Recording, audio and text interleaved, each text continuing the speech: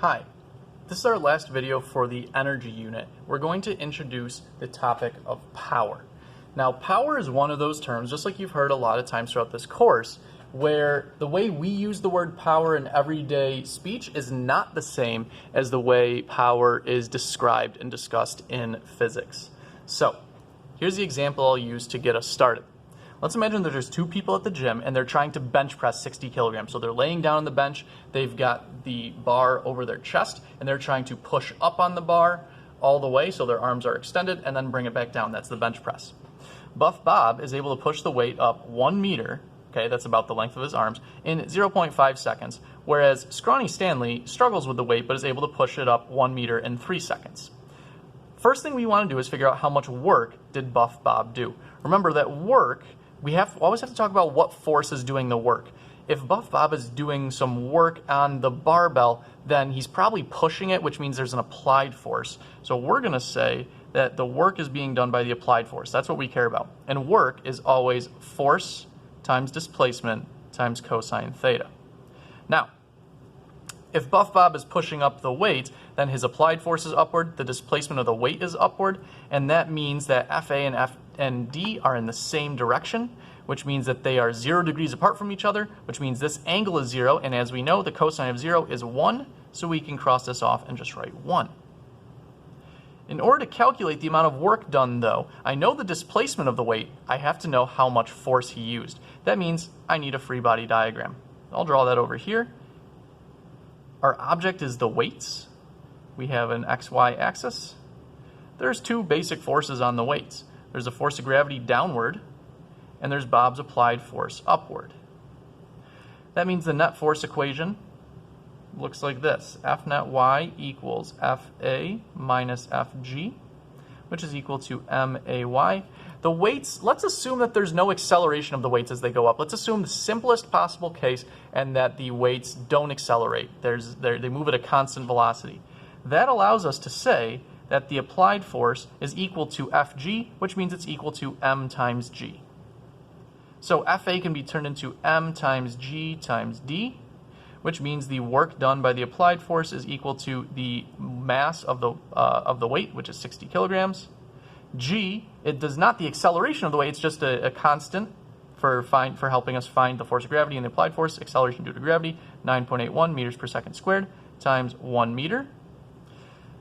Multiplying all that together, we see that Buff Bob did 588.6 joules of work. That means he transferred that much energy to the weight. And how did the energy go in? It turned into gravitational potential energy because it raised up. It's farther from the Earth. Now what about Scrawny Stanley?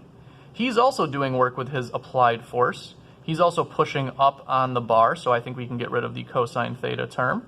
He's pushing it up the same displacement. We got to find his applied force. It's a very similar, matter of fact, it's an identical free body diagram.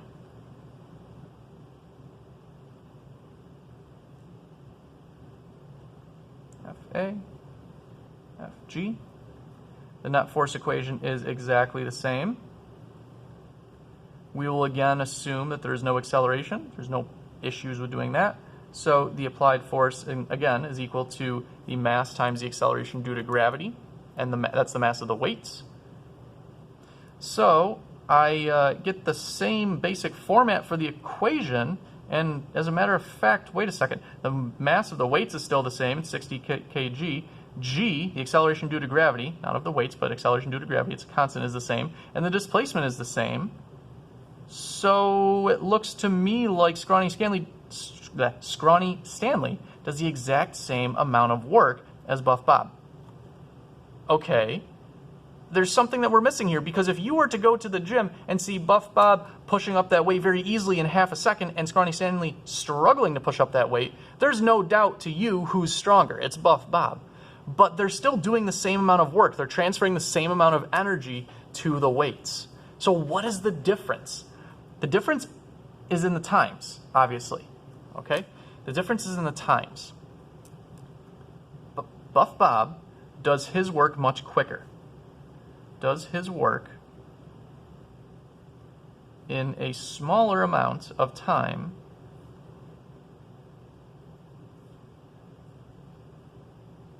than Stanley. One of the ways that we might describe this is that he's not necessarily he isn't doing more work, but he is more powerful. In other words, he uses or generates more power.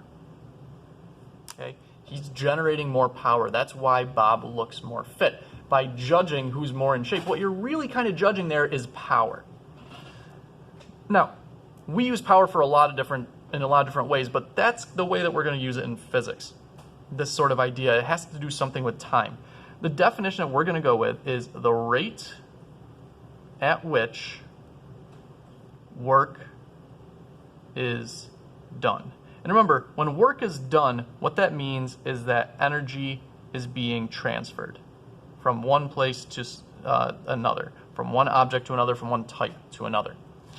Anytime you see rate, that's a pretty good bet that you're dealing with something over time. So if it's work, the rate at which work is done, that means how much work is done over a period of time.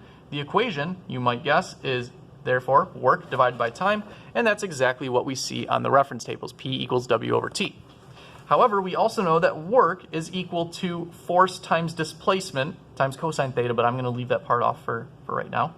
So you could also say that power is equal to force times displacement over time, and that's perfectly fine. You could even take a look at this and say, displacement over time, I've seen that before. Back from our very first equation, I know that displacement over time is equal to average velocity. All of these are acceptable ways to calculate the power, and you'll see that they're all listed at the bottom of your reference tables. All of these are ways to calculate power. And interestingly, that means that we have now covered every single equation on the back of the reference tables. Okay, taking us about 6 months. In the remaining time, we're going to go over the rest of the equations on the inside and the diagrams on the inside. But we are making progress. The units of power would be joules per second, but there's another name for that. You've probably heard of it before. It's called a watt.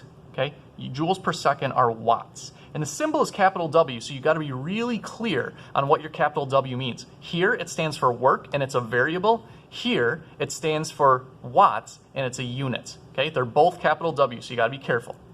Work is also a scalar. There's no direction to it. Now we're just going to hit the examples. Work is a very straightforward topic, at least the way it's tested in Regents. It's very, like I said, it's very, very straightforward. A machine is rated to be able to do 2,400 joules of work in a minute. How much power does this machine develop in watts? Now, the thing you got to remember for this is a watt is joule per second. We know the time period is a minute. We need to make sure we use 60 seconds. You can't say it's 2,400 watts here because that's not how much energy is being, how much work is being done or energy is being transferred in a second. It's how much is being transferred in a minute.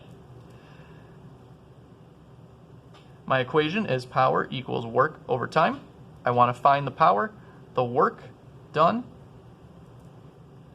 is 2,400 joules. The time is 60 seconds. 2,400 divided by 60 equals 40 watts. The power is 40 watts. And there's a lot of different verbs you can use alongside power. You can say power is developed, power is generated, power is used. They all pretty much mean the same thing. But this machine, if it's doing that much work in that much time, the power rating is 40 watts. Next example. A power lifter can generate 625 watts, that's the power, as they lift a heavy weight 2 meters, displacement, above their head over the course of an 8-second period of time. How much weight was lifted? We want to know what the force of gravity is on those weights that was lifted. We want to know what the weight is. So in this power equation, this force can be anything, really. It could be the applied force, it could be the force of gravity. Since in this case, we're looking for, it's a power lifter, they're lifting a weight over their head, the force that we're talking about when we're talking about how powerful they are is really the applied force. But just like we did up here, let's assume that the applied force is equal to the force of gravity. Let's assume that they're lifting at a constant rate, okay, constant velocity. We would use this part of the equation, P equals F times D over T. F in this case is Fg. power is 625 watts. Fg is what we're looking for. I guess I'll just leave that out for right now. But Fg is what we're looking for, times the displacement of 2 meters over 8 seconds. To solve for Fg, we're going to multiply both sides by 8 and then divide by 2. 625 times 8 divided by 2. We get a force of gravity, the weight of these weights, 2,500 newtons. Okay? Now that's your answer, but that's not really helpful because we don't really think in newtons that often. We think in terms of kilograms. So we can find the mass by simply doing Fg equals mg. 2,500 newtons equals m times 9.81 meters per second squared. The mass ends up being about 255 kilograms, which is a little bit, probably about 550 pounds, which sounds like a lot of weight. Okay, matter of fact, I'm not sure if that's a world record or if it's even like competition level, but that's a lot of weight. Okay, this power lifter's, I guess it doesn't have to be a guy, is lifting a lot of mass. 4 quick examples on the back. First one, a crane lifts a metal beam with a mass of 1.5 times 10 to the 4th kilograms, a distance of 30 meters in 60 seconds. How much power does the crane generate? We're trying to find P. Here's the mass. Here's the displacement or distance. It's lifted straight up, so distance and displacement are the same. And here's the time. Now, interestingly, none of the equations that I was using before had mass in them. It's not going to be too much of a problem for us, and you'll see why. But I know I have d and t, so I'm thinking I need to use this equation. P equals F times d over t. Okay, so I have power, I have displacement, I have time, but I don't know the force. What force could this be? Well, the crane is lifting up a metal beam, so it's probably some sort of applied force. You could say tension if you want, but applied force, tension, kind of the same thing here. So I need to know how big that force is. I should draw a free body diagram for the beam. Here's my beam. The beam would have 2 forces on it, force of gravity pointing down, the applied force pointing up. Oh, need my axis, x, y, plus. The net force equation in the y direction is Fa minus Fg. Again, let's assume for the sake of simplicity, it's getting lifted at a constant rate. If not, it would have to tell you that, and then it would just get one step more complicated. You just have to know the acceleration. Let's assume there is no acceleration, therefore the applied force is equal to m times g. This force that we were talking about is the applied force. So therefore, we have m times g times d over t, and now we have enough to plug in for this equation. The mass is 1.5 times 10 to the 4th kilograms. G is, as always, 9.81 meters per second squared. The displacement is 30 meters. The time is 60 seconds.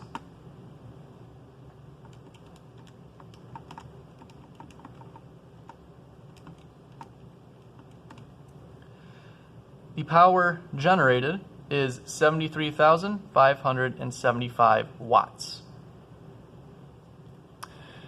This next question is one of my all-time favorites, and I'll explain why once I do it. Cyclist generates 1,400 watts of power by moving at 18 meters per second. That's the average velocity, it seems like, and that's the power. What force is the cyclist pedaling with? This is the last part of the equation. Power is actually equal to force, and that's actually, I believe, it should be net force.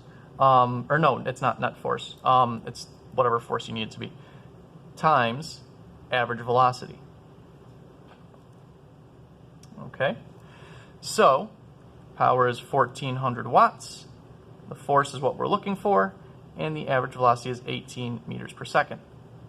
All we have to do is divide 1,400 by 18, and we get the force of 77.8 newtons. Now, like I said, and the misstep that I made is important because the reason this is one of my favorites is this is the one question that I believe I missed on my own physics Regents. I got a 99 in the physics Regents. When I saw that I had a 99, I knew it was because I must have missed this question. This was the only question I had a doubt on. It was a multiple choice question, and the way it was worded, I thought because the cyclist was, it's said to be moving at a constant velocity, I thought constant velocity means no acceleration means no net force, and I thought that that meant net force. So I thought that meant that the cyclist had a net force of 0. That's not true. This force, the net force, if the cyclist is, it is true that there was a net force of 0 on the cyclist, but this force does not refer to the net force. This is the force that the cyclist is pedaling with, not the net force. This force that the cyclist is pedaling with doesn't take into account the fact that the cyclist is going over the road. There might be air resistance, there might be friction from the road surface or the bicycle itself. So that's where I got mixed up. In any case, this is very similar. That question from my Regents is on your power homework, and therefore, if you get it right, you are officially smarter than me. So good luck. Second to last example, if a machine is rated for a power output of 210 watts, how much time would it take the machine to lift an object with a weight of 30 newtons, a distance of 5 meters at a constant speed? This is pretty straightforward. Power equals F times D over T. This is really FG. I guess I can include that right there. So let's see. We're trying to find the time. So this is 210 watts equals 30 newtons multiplied by a displacement of 5 meters over T. To solve this for T, I need to multiply both sides by T, which would give me 210 T equals 150. Now divide by 210. 150 divided by 210. The time it takes would be about 0.71 seconds, less than a second. If that particular machine had that much of a power output, it could take that weight and lift it 5 meters at a constant speed in this amount of time. Finally, last question is a graph question. Graph below shows the work done as a child pulls a wagon over a period of time. What is the average power that the child develops? So you'll notice that the work continues to increase as time goes on. The rate of the work doesn't increase, but the work itself does, because the child does more and more work as they keep pulling the wagon. Kind of makes sense. So this is a work versus time graph. Since this is a work versus time graph, let's think about the relationship between work and time. We know that if you do work divided by time, that's equal to power. Okay. We know that we can take the slope of any graph, and the slope is always the change in y value, or the change in the y variable over the change in the x variable. Here, the y variable is work, the x variable is time, so it's change in work over change in time. Well, work over time is just power.